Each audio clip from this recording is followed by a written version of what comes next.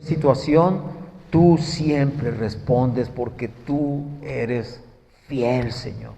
Fiel y verdadero es tu nombre, fiel y verdadero eres tú, Señor, y nosotros somos tus hijos y podemos confiarnos en tu amor, en tu fidelidad y en cada cosa que tú has prometido para nuestras vidas, Señor.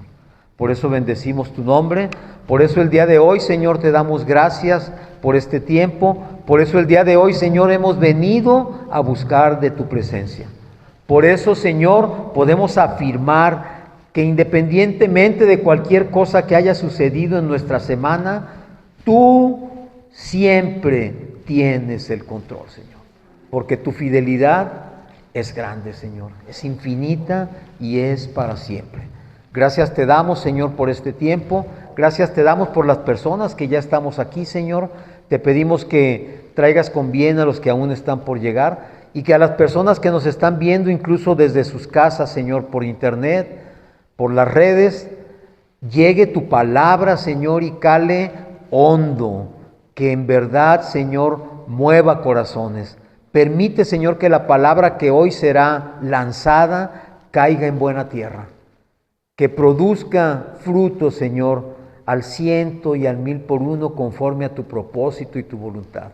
Gracias te damos en el nombre de Cristo Jesús. Amén y amén. ¿Pueden tomar su lugar?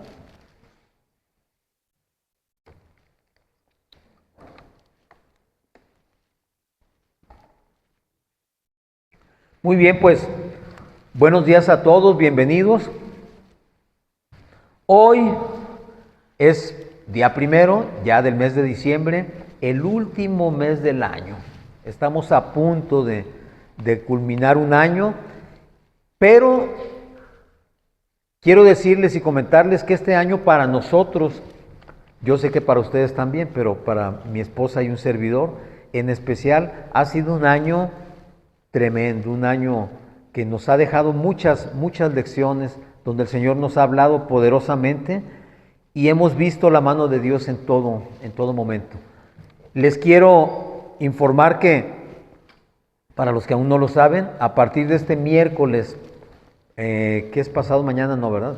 Después de pasado mañana, miércoles 4 de diciembre, vamos a iniciar nuestro culto entre semana. Es decir, vamos a empezar ya a tener culto cada miércoles a las 7:30 de la noche para todas aquellas personas que en un momento dado no pueden venir los domingos. Y para los que vienen los domingos, pues también están invitados, por supuesto. También vengan, no dejen de venir. Pero la cuestión es también de que hoy es día primero, es primer domingo del mes y les recuerdo que hoy celebraremos la Santa Cena. De manera que si tú estás en tu casa, tienes tiempo de preparar un poco de jugo de uva, una galleta o un trozo de pan para que nos acompañes en su momento a celebrar la Santa Cena del Señor. Y ya tomando el tema de hoy, esta semana el Señor me estuvo hablando muy fuerte acerca de lo que conocemos o lo que entendemos como espíritu religioso. Y me mostraba varias facetas de esa situación, porque cuando nosotros actuamos o nos movemos en un espíritu religioso, es muy común que nosotros señalemos con mucha frecuencia las faltas, los errores, los pecados de las otras personas, que nos asustemos incluso, o que nos sorprendamos, que nos llamemos nosotros a pensar que esas personas no son como nosotros porque, pues quizás porque pecan diferente que nosotros, ¿verdad? Pero se nos olvida que nosotros también somos pecadores por naturaleza y también fuimos rescatados por el Señor. Y un día estábamos igual o peor incluso que ellos. Y el Señor me llevó a leer en Mateo 12. Me dicen cuando lo tengan en sus Biblias.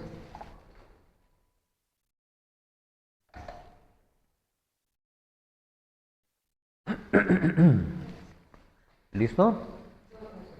Mateo 12. Vamos a leer varios versículos, por eso les pido Mateo 12. ¿Ya lo tienen? Ok.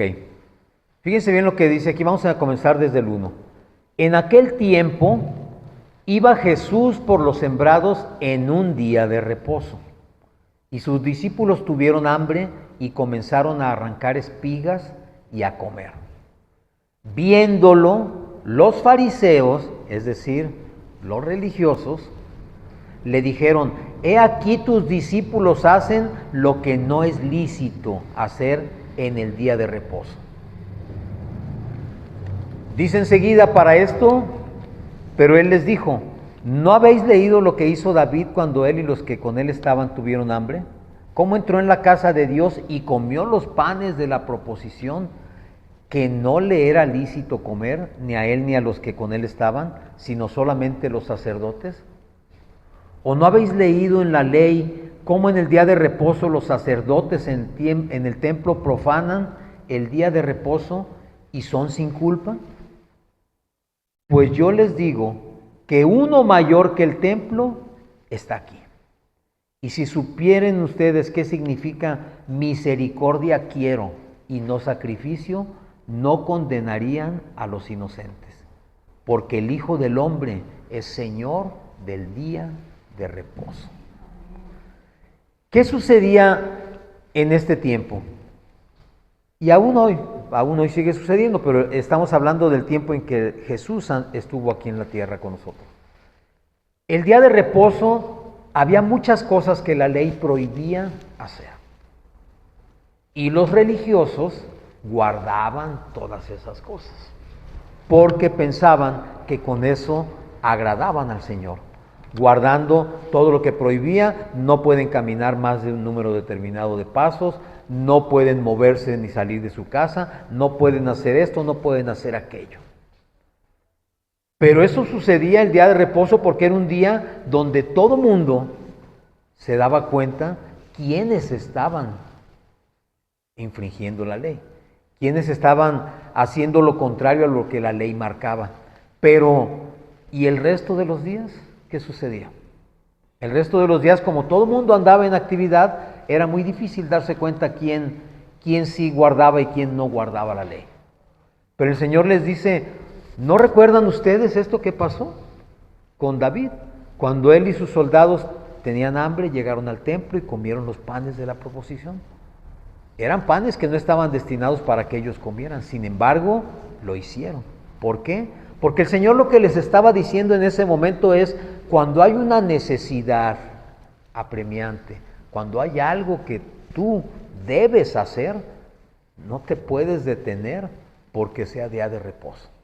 Y les dice: uno mayor que el templo, uno mayor que todo lo que ustedes guardan, que todo lo que ustedes creen, que todo lo que ustedes hacen, uno mayor que ellos está frente a ustedes.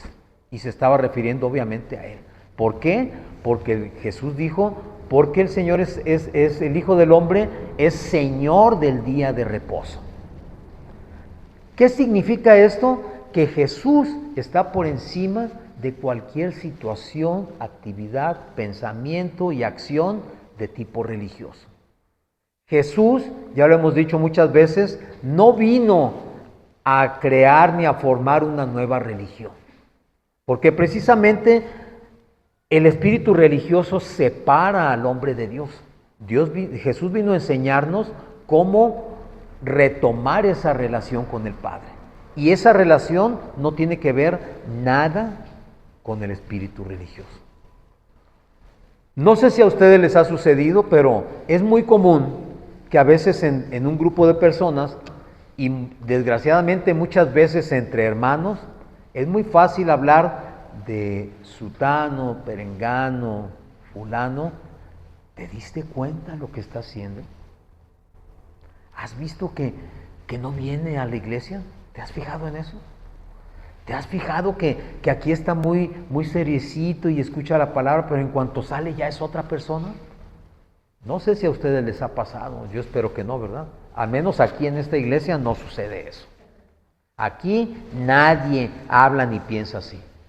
Porque es muy común cuando algo sucede que nosotros digamos: sí, pero él se lo ganó. Él se lo ganó, él lo buscó. Le fue mal porque eso quiso. Ciertamente hay hay resultados que vienen de nuestras malas decisiones, que tenemos que afrontar porque nosotros las provocamos. Pero eso no implica que no tengamos nosotros que hacer lo que se debe hacer. Porque precisamente más adelante, ahí mismo en el 12, nos cuenta la Escritura que se acerca un hombre con la mano seca a Jesús. Era el mismo día de reposo, ¿están de acuerdo? Y le preguntan entonces, los mismos fariseos le dicen, ¿es lícito sanar a un enfermo en día de reposo? Dice, pasando de allí, vino a la sinagoga de ellos, y he aquí había uno que tenía seca una mano, y preguntaron a Jesús para poder acusarle, ¿es lícito sanar en el día de reposo? Él les dijo, ¿qué hombre habrá de ustedes que tenga una oveja, y si ésta cayere en un hoyo en día de reposo, no le eche mano y la levante? Pues cuánto más vale un hombre que una oveja. Por consiguiente, es lícito hacer el bien en los días de reposo. Y dice que enseguida le dijo al hombre, extiende tu mano, y lo sanó. ¿Verdad? Yo estaba pensando, porque hace algunos años, nosotros en la familia teníamos un taller de aluminio y de vidrio, y había un trabajador que estaba, se los voy a describir porque así estaba, con su dedo meñique y con un taladro en la otra mano, y le presionaba el botón al taladro para que girara, y él acercaba el dedo al taladro. En una de esas, el taladro le pescó el dedo y se lo volteó completamente, le dio una vuelta completa, así con coyunturas, con músculos, todo completito así. Se lo volteó y se lo volvió a dejar así con la uña hacia arriba, pero con una vuelta completa. Y cuando él estaba haciendo eso, yo le decía, no hagas eso, te puede ocurrir un accidente. ¿Qué tal que el taladro te jala el dedo? No estés haciendo eso. Y lo siguió haciendo. Pero, aunque yo no conocía del Señor en ese tiempo, cuando sucedió que le pescó el dedo, lo primero que hice fue quitar el taladro de como lo había pescado, subirlo al auto y llevarlo al hospital. Y cuando llegamos al hospital, ¿qué creen que fue lo primero que preguntaron? ¿Cómo le pasó eso? ¿Por qué le pasó esto? Yo recuerdo que en ese tiempo les dije, no pregunte ahorita, por favor, atiéndalo, ya enseguida le explicamos qué fue lo que pasó. Pues ya vino un médico, le hizo lo que tenía que hacer y le arreglaron su dedo. Obviamente, en ese tiempo yo no lo pensé, o sea, fue algo natural decir, arréglalo, atiéndelo, después preguntas, pero en este momento es urgente que lo atiendas. ¿Por qué? Porque había una necesidad que resolver. Cuando íbamos regresando hacia el taller, no les quiero platicar qué expresión traía esta persona, ¿no?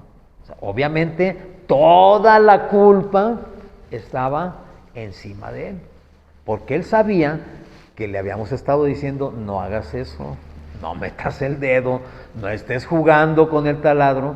Y cuando sucedió el accidente, hasta me dice, Arqui, perdón. Oye, pues a mí, ¿de qué me pides perdón? O sea, fue algo que sucedió porque ahí estabas necio, ¿verdad? Dicen que el necio ve el peligro y cae en él, o sea, ve el pozo y allí va y cae porque es necio. Pero bueno, en este caso, lo que urgía era atenderlo, y el Señor es exactamente igual. Dice, ¿quién de ustedes, si tiene ovejas y una de ellas cae en un hoyo en día de reposo, no va y la saca? Todos, ¿verdad? Porque no queremos perder una oveja. Porque esa oveja, quizás en el ambiente de los que se dedican a eso, representa dinero, le han invertido tiempo, le han invertido cuidado, le han invertido muchas cosas. Y si algo le sucede, no les importa que sea día de reposo o que sea domingo, como actualmente reposamos los domingos o descansamos los domingos, no importa. Yo lo que quiero es resolver esa necesidad. Si alguien de tu familia se enferma, tú corres al hospital o dices, espérame, vamos mañana porque hoy es domingo y estoy muy cansado. No, ¿verdad que no lo haces? No lo haces. ¿Por qué? Porque entre tú y esa persona hay cierto afecto o puede haber amistad o puede haber amor, porque estamos hablando de un familiar. Hay algo que te mueve a hacerlo, independientemente de que tengas o no tengas incluso los medios, porque si no tienes en qué moverte, pides un taxi, pides un auto o le pides a alguien que te lleve, pero lo resuelves, porque no puedes dejar que a la persona, pues vamos a ver si aguantas a mañana, ¿verdad? Porque hoy no puedo llevarte. Dejas de hacer lo que estás haciendo por atenderlo. Pues el Señor les estaba diciendo, esto es lo mismo. Son mis ovejas. Yo los amo, yo vine a rescatarlos. ¿Cómo crees que porque es día de reposo no lo voy a hacer? Yo soy el Señor del día de reposo. Porque nuestro reposo, nuestro día de reposo es Jesucristo. Él es nuestro día de reposo. Él es la paz que necesitamos. Y no necesitamos un día específico. Porque si nos vamos nuevamente al pensamiento religioso, pues quizás ni siquiera tendríamos que venir los domingos, tendríamos que venir otro día. Porque el día de reposo, instituido en la ley, es el sábado, el Shabbat. Pero lo hacemos el domingo. ¿Por qué? Porque hemos entendido que no es que tenga que ser exactamente ese día. Nuestro reposo permanente, nuestro día de reposo eterno, se llama Jesucristo. Y por cuanto es así, nosotros entendemos que no necesita ser domingo para venir a buscar del Señor. Por eso a veces también muchas ocasiones en las iglesias tenemos actividades entre semana. ¿Por qué? Porque no nada más es el domingo. Nosotros buscamos a Dios todos los días. Y no importa que tengamos que trabajar y hacer cosas, de cualquier manera seguimos buscando al Señor porque sabemos que esa es nuestra necesidad. Él ya nos buscó, Él nos encontró, Él nos rescató, pero en nosotros se crea una necesidad de estarle buscando constantemente. Amén. Fíjense bien lo que dice en Mateo 9:35. Ahí mismo en Mateo vamos a ir al 9, versículo 35.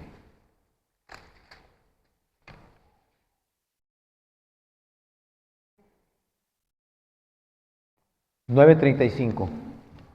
Aquí nos habla, y el título de este capítulo dice, la mies es mucha.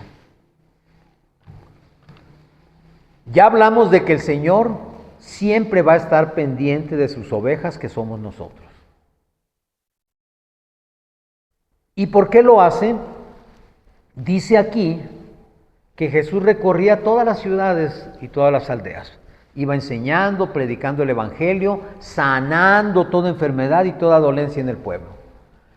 Y dice, en el 36 dice, y al ver las multitudes tuvo compasión de ellas, porque estaban desamparadas y dispersas como ovejas que no tienen pastor. ¿Seguimos hablando de ovejas? Una oveja que no tiene pastor, ¿cómo anda? Perdida. No sé si a ustedes les ha tocado, pero una oveja que anda perdida se la pasa balando todo el tiempo. Está balando, bueno, no puedo decir gritando porque su sonido así se llama, balar o algo así. Y está constantemente balando, ¿por qué? Porque no sabe a dónde ir. No sabe a quién recurrir, no sabe a quién acercarse. Quizás tiene hambre, pero el lugar donde está no hay comida. Quizás tiene sed, pero el lugar donde está no hay agua. Y está constantemente clamando con su balido.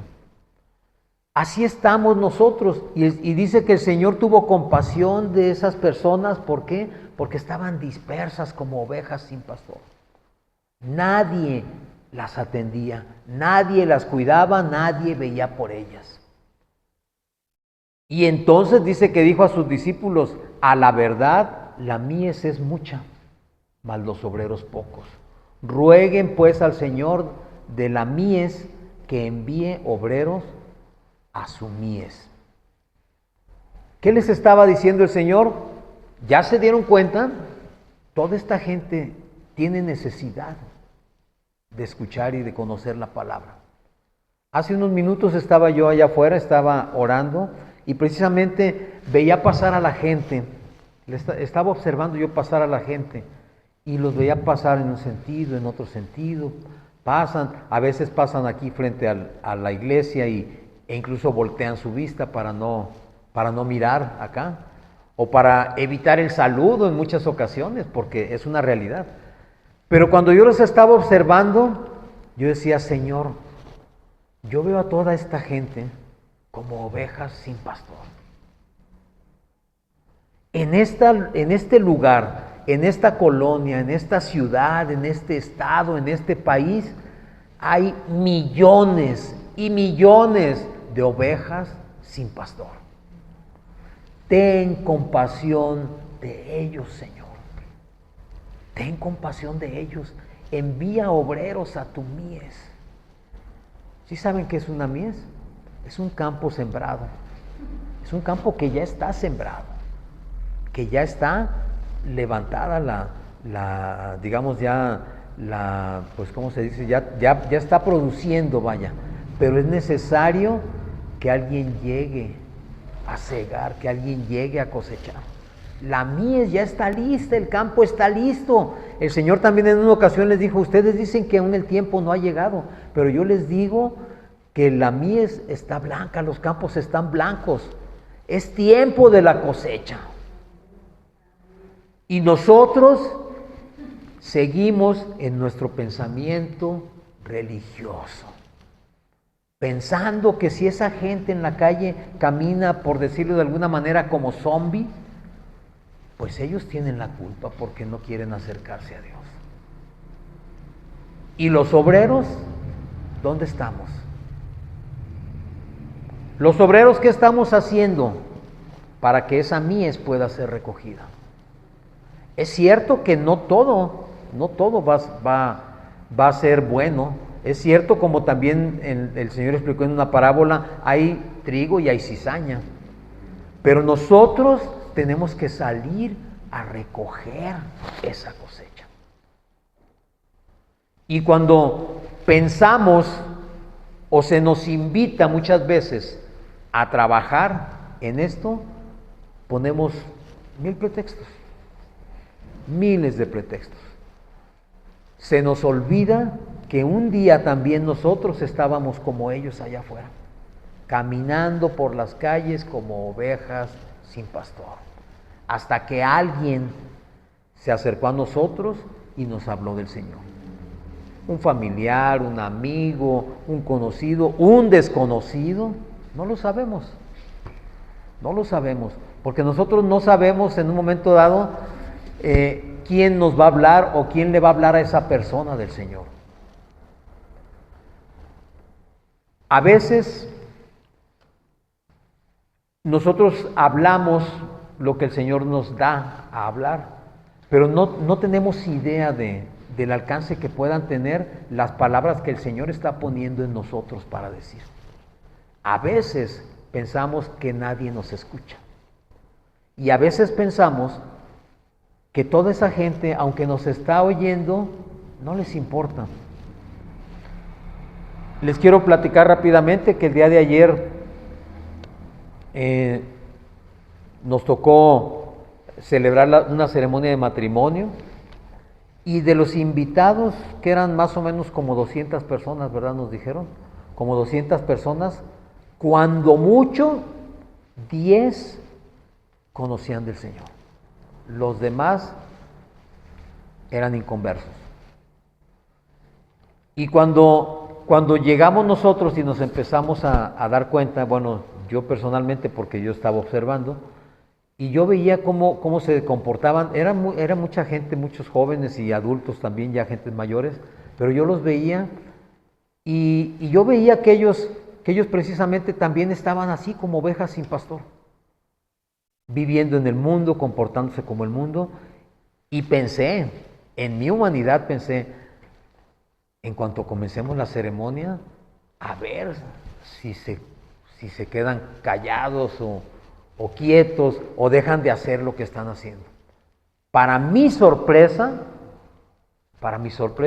cuando estábamos en la ceremonia, que duró casi 1 hora, toda la gente, y Dios no me deja mentir, porque puedo asegurar que, bueno, si ustedes quieren, no el 100%, pero el 98, 99% de las personas estaban atentas a todo lo que se estaba hablando.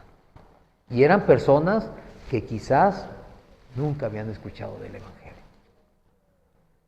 Y cuando tú ves eso, tú te das cuenta que, como también nos lo dijo una persona que si es hermano, si es cristiano, nos dijo, eso solamente lo puede hacer el Espíritu Santo. Dice, y eso quiere decir que el Espíritu Santo estuvo y está hoy aquí, en este lugar.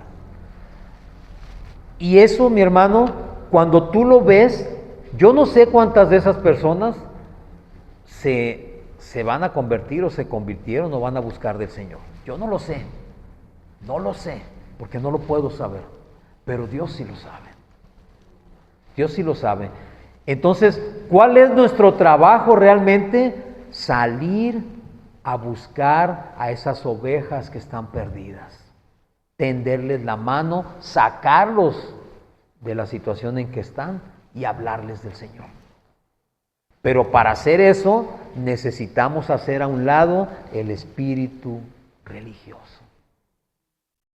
No pensar en todo lo malo que han hecho esas personas, porque también nosotros hicimos muchas cosas malas. No pensar en que están equivocados y si siguen así los espera el fuego eterno. No.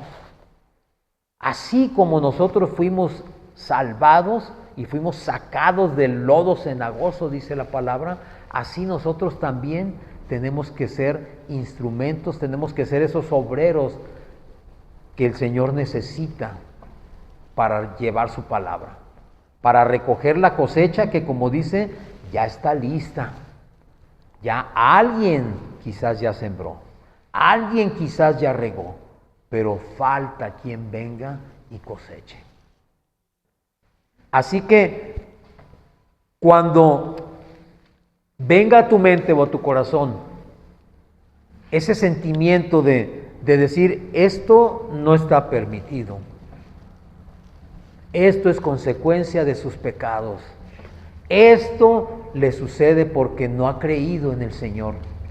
En vez de pensar eso, o de hablar eso, o de contestar eso, yo te invito a que tengas compasión de esas personas y te pongas en el lugar que Jesús te está pidiendo que tomes en ese momento. Y el Señor te dice, háblales de mí. Háblales de mí. No hagas otra cosa, no los juzgues, no los señales, no les digas que están mal.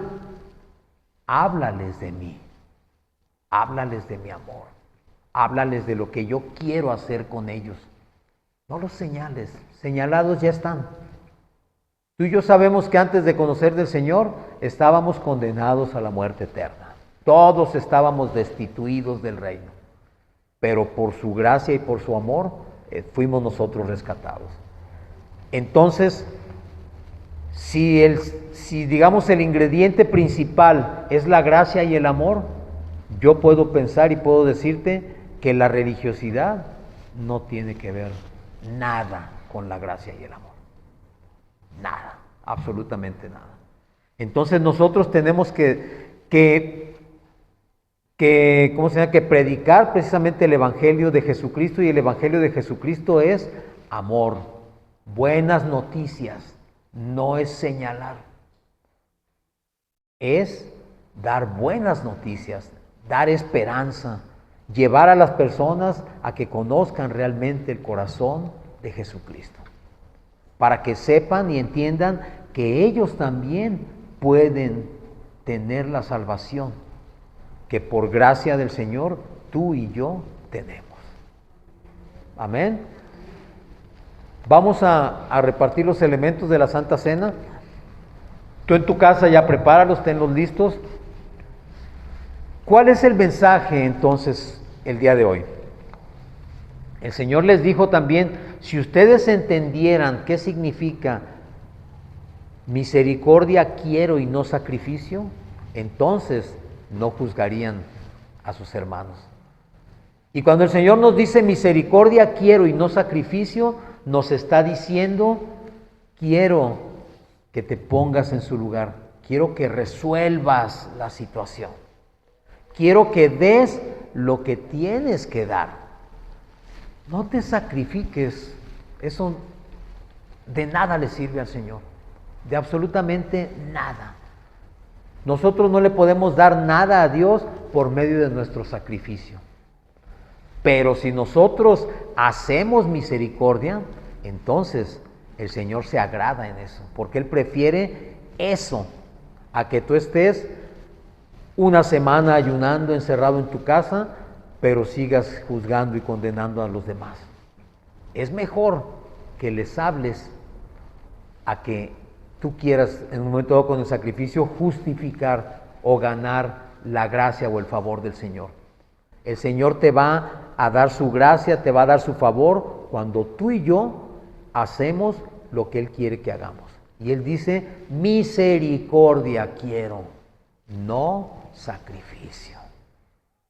El pueblo hacía sacrificios grandes, vistosos, todo mundo se daba cuenta que estaban haciendo un sacrificio. ¿Por qué? Se vestían de cilicio, ponían cara mustia, y tú les preguntabas algo y te decían, estoy ayunando, mi hermano.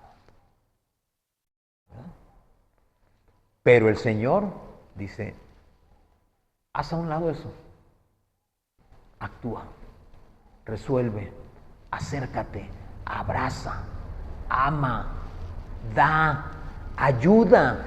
Eso es lo que el Señor quiere que hagamos. Dice Pablo en primera carta a los Corintios 11:23.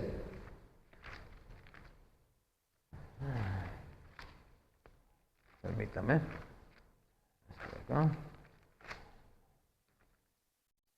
Primera carta a los Corintios 11:23. Dice, porque yo recibí del Señor lo que también les he enseñado. Que el Señor Jesús, la noche que fue entregado, tomó pan. Y habiendo dado gracias, lo partió y dijo, tomen y coman esto. Esto es mi cuerpo que por ustedes es partido. Hagan esto en memoria de mí. ¿Puedes tomar tu pan?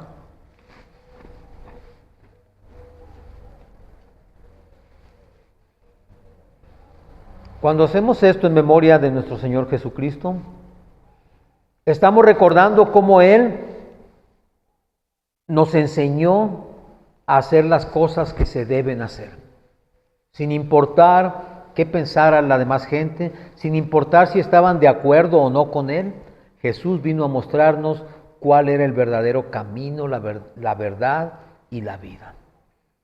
Y cuando Él se entregó por nosotros, entregó su cuerpo para ser lastimado, para que sobre Él cayera todo el peso de nuestro pecado, para que el castigo de nuestra paz cayera sobre Él. Él presentó su cuerpo para recibir todo el castigo que a ti y a mí nos correspondía. Por eso hoy conmemoramos, por eso hoy hacemos esto, recordando que Él nos mostró cuál es el verdadero evangelio, cuál es la verdadera voluntad del Padre. Él se dio a nosotros y no nosotros a Él. Él dijo, nadie me quita la vida, yo la entrego y la puedo tomar cuando yo quiera. Muchos de nosotros a veces hacemos las cosas porque no nos queda otra opción. A veces tenemos que reaccionar porque es una emergencia. Pero Él perfectamente sabía cuál era su propósito. Él sabía que Él vino a morir por nosotros y lo hizo. Y lo hizo de manera perfecta. Por eso nosotros, en memoria suya, honramos al Señor y damos gracias porque Él hizo lo que el Padre dispuso que hiciera. Dice después, asimismo tomó también la copa después de haber cenado, diciendo, esta copa es el nuevo pacto en mi sangre. Hagan esto todas las veces que la bebieren en memoria de mí. ¿Puedes tomarla?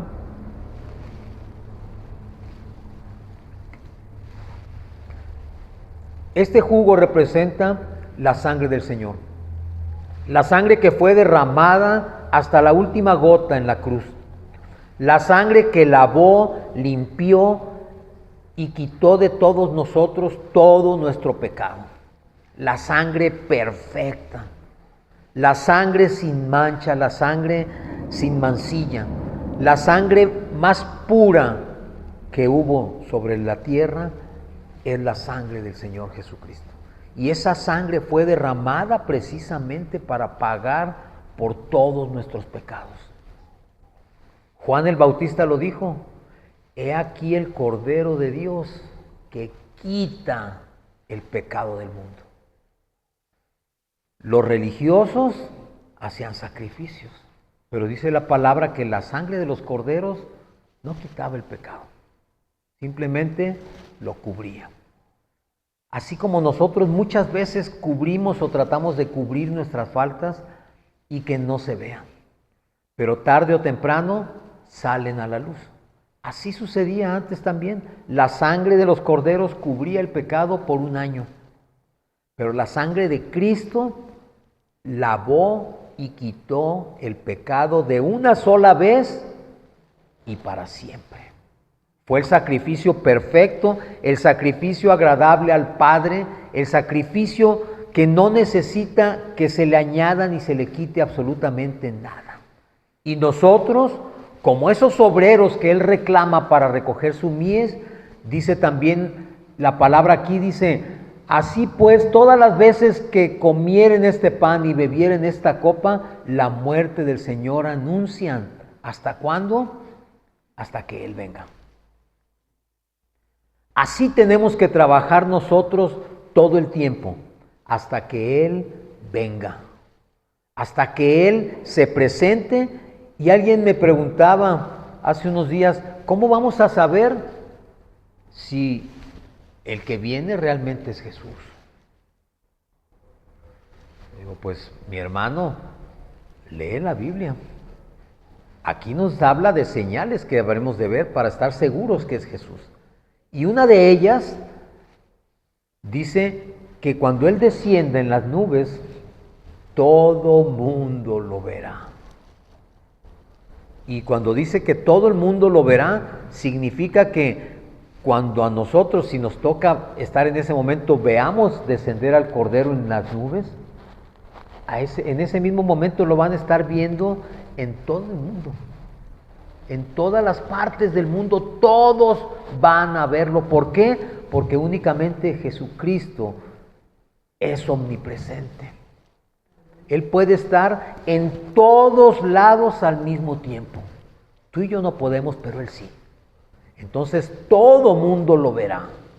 Y cuando todo mundo lo vea, todo mundo confesará que Él es el Señor. Dice que toda rodilla se doblará y toda lengua lo confesará.